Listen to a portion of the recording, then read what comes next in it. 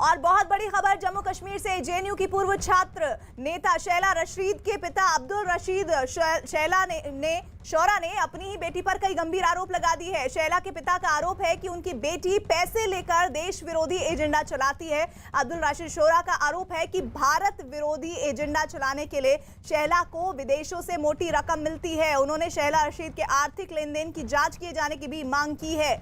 अब्दुल रशीद शौरा ने शैला की शादी के प्रस्ताव और उनके राजनीति में आने के बारे में भी कई खुलासे किए हैं और साथ ही ये भी मांग की है कि शैला जिस संगठन के लिए काम करती हैं उससे जुड़े दूसरे नेताओं की भी जांच की जानी चाहिए। अब्दुल रशीद ने सवाल उठाया है कि शैला के संगठन में काम करने वाले जहूर बटाली और रशीद इंजीनियर जब टेरर फंडिंग के आरोप में बंद है तो फिर शैला रशीद के खिलाफ कार्रवाई क्यों नहीं होनी चाहिए। शैला के पिता ने दावा किया है कि उन्हें अपना मुंह बंद करने के लिए 3 करोड़ रुपए की पेशकश की गई थी।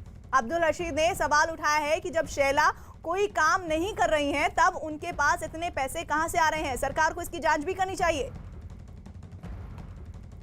शैला रशीद के पिता हमारे साथ हैं, अब्दुल रशीद।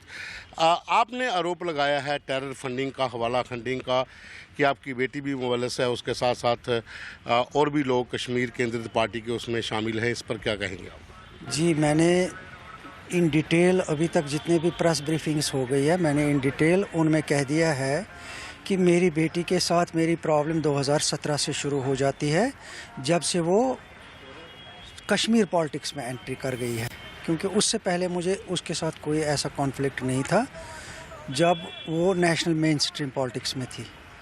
तो ये एक्सप्लेन नहीं कर पाई अच्छी तरह कि ये कश्मीर पॉलिटिक्स में क्यों आई है। ये जो ये केस इन्होंने मेरे ऊपर डाला है, इनकी जो केस हिस्ट्री है ना, आप पढ़ लीजिए, इनसे कॉपी ले लीजिए।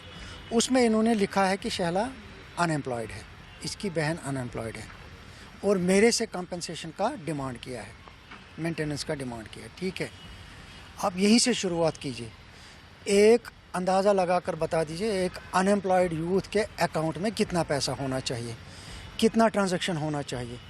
अगर आपके मान के मुताबिक वो ट्रांजैक्शन होता है तो ठीक, अगर वो इससे सरप्लस है तो पूछना है ना कहां से आता है।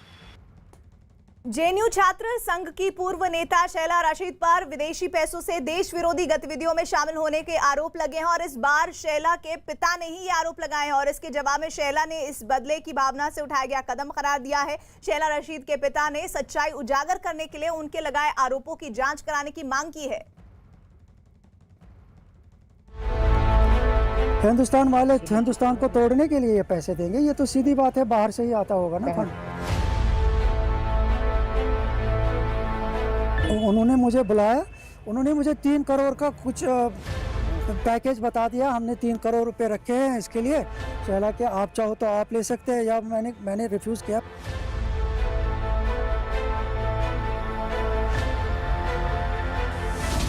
जेएनयू छात्र संघ की पूर्व नेता पर गंभीर आरोप।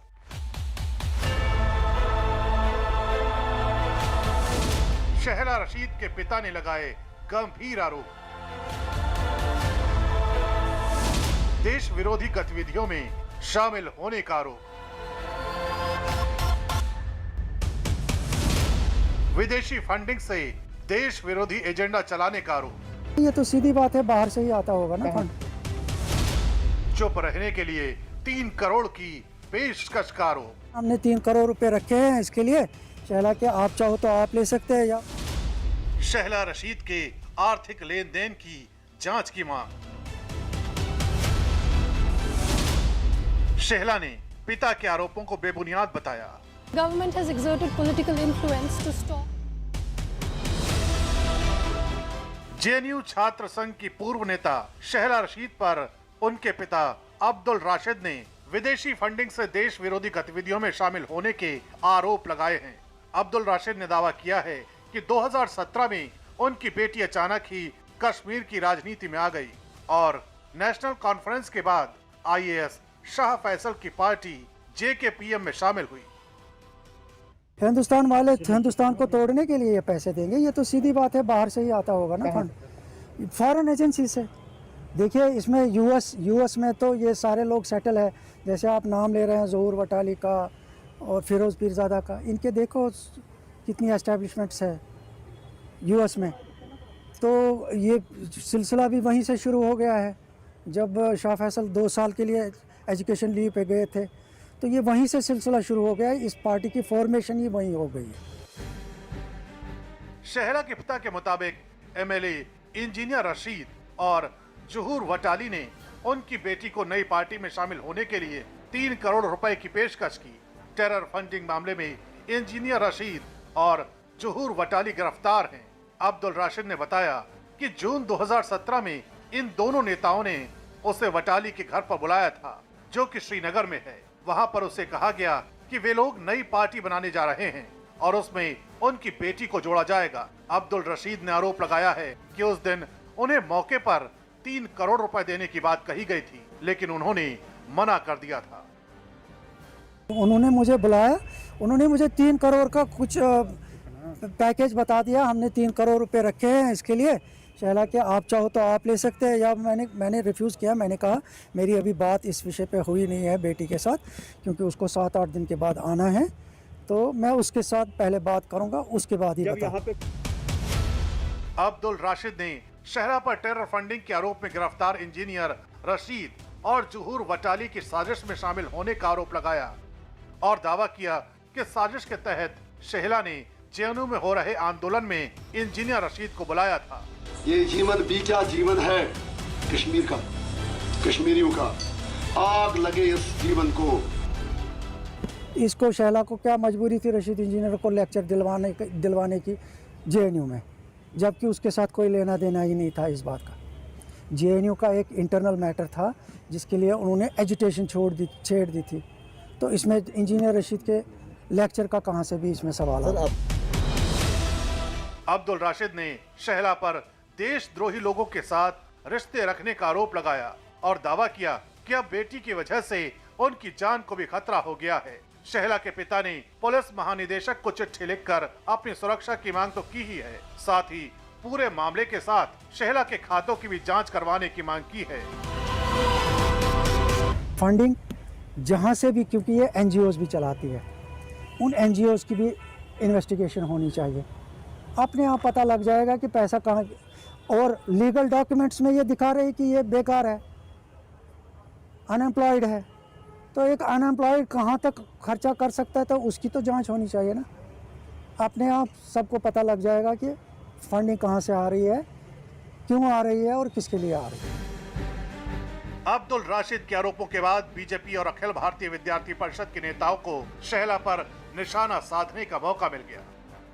टुकड़े टुकड़े गैंग के शेहला रशीद, इंजीनियर रशीद और जहूर वटाली जैसे लोगों ने और कुछ राजनीतिक दलों के नेताओं ने पिछले 30 सालों में पाकिस्तान से हवाला का पैसा लेकर कश्मीर घाटी के अंदर मौत की दुकानें सजा के रखी हैं। सबसे पहले तो उस पिताजी को सलाम करता हूं और उनको धन्यवाद देना चाहता हूं कि जिस तरीके से अपना पर्सनल हित को छोड़ के देश हित के लिए उन्होंने ये बात बोली है, और जिस हिसाब से उनको थ्रेट्स मिल रहा है, सबसे पहले उनको सिक्योरिटी मिलनी चाहिए।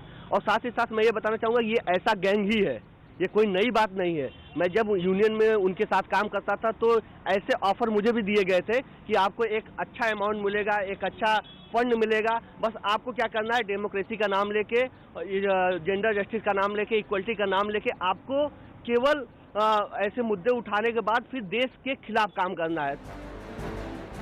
शेहला के पिता के खुलासे के बाद इस मामले में कंगना रनौत भी कूद पड़ी। ट्विटर पर कंगना ने लिखा, देशद्रोह से आपको पैसा, अंतर्राष्ट्रीय पुरस्कार, मित्र, सहयोग सब कुछ मिलेगा, मगर देश प्रेम से आपको दुश्मन मिलेंगे, संघर्ष मिलेगा, पूर्वजों की सभ्यता की लड़ाई विरासत में मिलेगी। आपकी जिंदगी है, आपका निर्णय होना चाहिए। समझदारी की जिंदगी जीनी है या मूर्खता की? मैं तो पैदाइशी मूर्ख हूँ। इतने गंभीर आरोपों से घिरने के बाद शेहला रशीद को अपनी चुप्पी तोड़नी पड़ी।